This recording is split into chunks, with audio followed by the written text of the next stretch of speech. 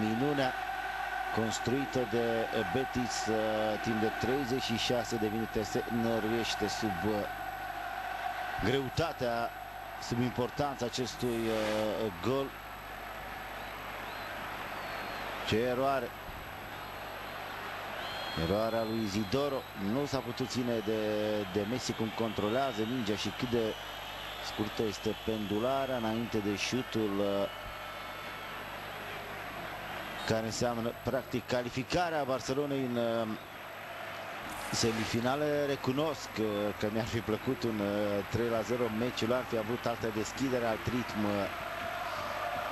în alt grad de interes. Această reușită a lui Messi face din nou din